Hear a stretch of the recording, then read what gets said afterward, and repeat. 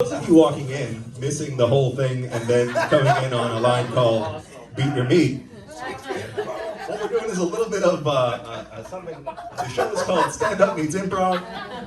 So you'll be seeing some scripted stand-up and some improvised stand-up. And we will get our show started here with, you guys, by the way, if you didn't know, we should have charged you double coming in because you're here for an extra special Standup Meets Improv show. Yeah. We have two guests tonight. One of them is a company member here, and I'm going to call him right up to the stage. Come on up here, Walter. Okay, so when I was a kid, I loved leprechauns. What little gay boy doesn't want to be a leprechaun? I mean, you got the shamrocks, you got the cool green costumes, you got gold, but the best part is the rainbows. But as I grew up, it became clear I don't have the body type to be a leprechaun. And I used to think I was skinny, and then I decided I was just tall for my weight. But I did have body image issues as a kid. I used to love to sit on the toilet because it made my thighs look wider. And so I was pretty good with the toilet training, but Mother would say, "Walter, what are you doing in there?" "I'm watching my legs grow." But I was still self-conscious. And the whole 8th grade, whether it was warm weather or cold weather or anything in between, I wore this nubby cardigan sweater to hide my arms. And that became an issue later, even though I was more confident after college. I had a girlfriend that wanted to hide my arms. She was going to make me a shirt with really baggy sleeves, and instead of the baggy sleeves, she really should have worried about my color of fabric that I chose. It was fuchsia, which for you straight guys, that's pink.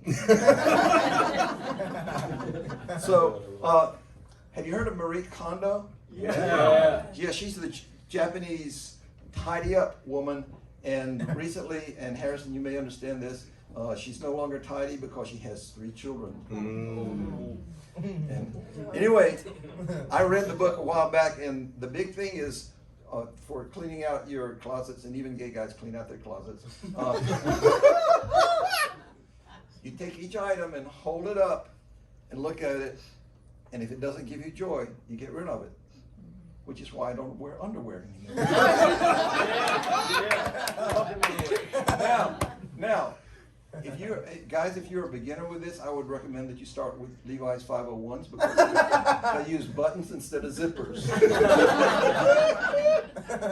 I actually collect Levi's. This is a true fact. This is one of my fancier pairs. These are actually just 501s with lots of extra fabric that was sewn on at the Levi's factory.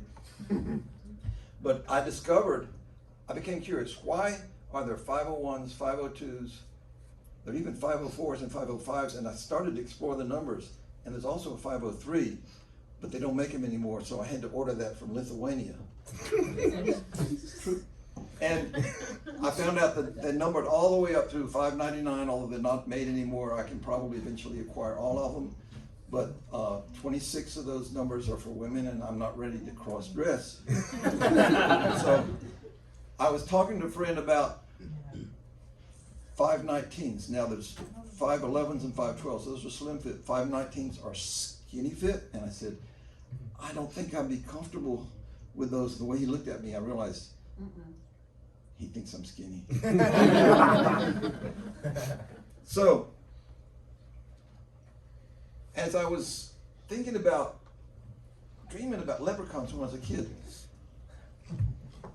did my mother know that she was raising a gay boy? It's a little ambiguous because she was a very positive woman. She thought I could do nothing wrong, but she did teach me to walk. She said, take long, smooth steps, because she didn't want to say, don't walk like a fag. And how could she not know? One year Santa Claus brought my older brother, Catcher's Mitt, and my younger brother, toy soldiers, and brought me an easy bake oven. How could she not know? Even Santa Claus knew. So, where do you send, what do you do if you got a little sissy gay boy. Well, they sent me to basketball camp. And every day they'd have the basketball rehearsals.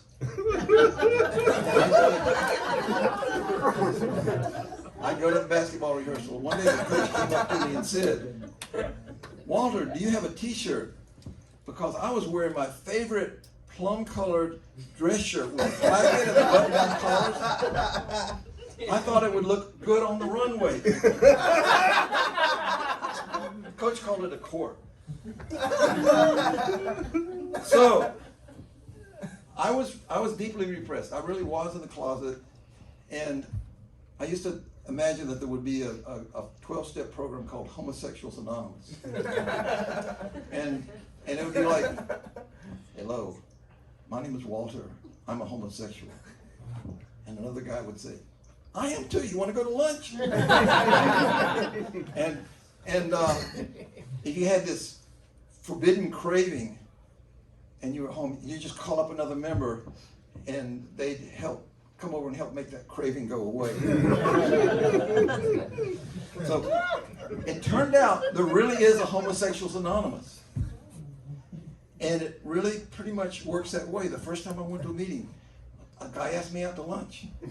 And there was one guy that said, after introducing himself, I have only had sex with a guy 6 times this month. And I was like, that's more than I've done in my whole adulthood. What kind of den of iniquity am I standing in? So anyway, imagine this. You've got a whole room full of gay men, and they don't even need gaydar. And they don't have to worry about being beat up if they try to hook up with somebody. But one of the guys there was he claimed to be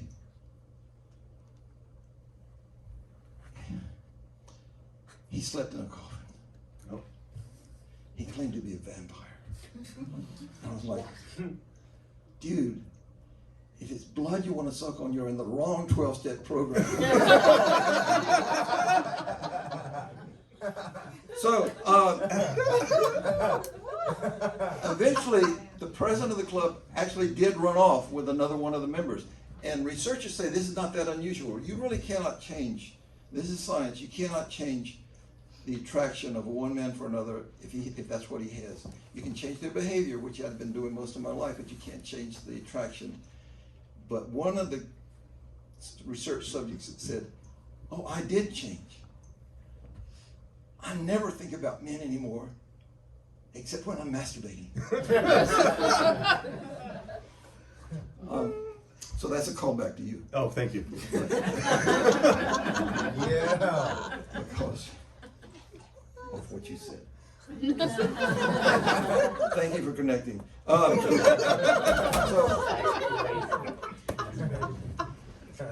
By the time I was 40, I realized I did not want to involve a woman in an incomplete relationship, and I didn't want to grow old alone, so it was time for me to come out. And eventually I came out to my parents.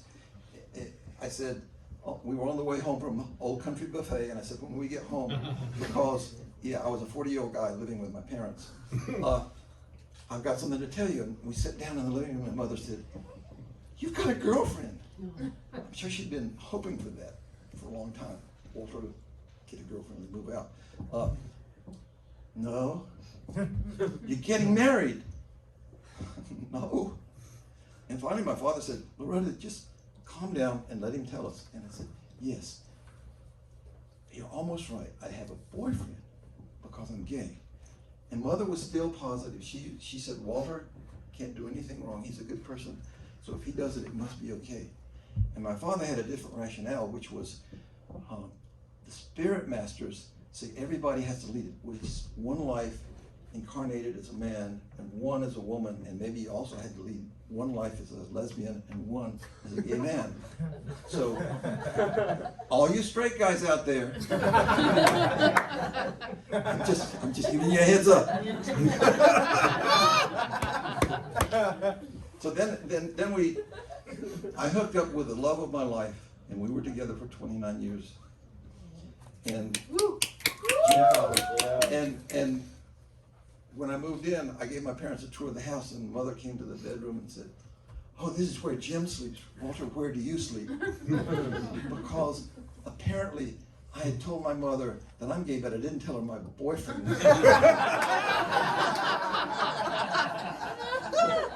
So, anyway, life is hard, but if I can't be a leprechaun, I'm proud to be a gay man. Woo!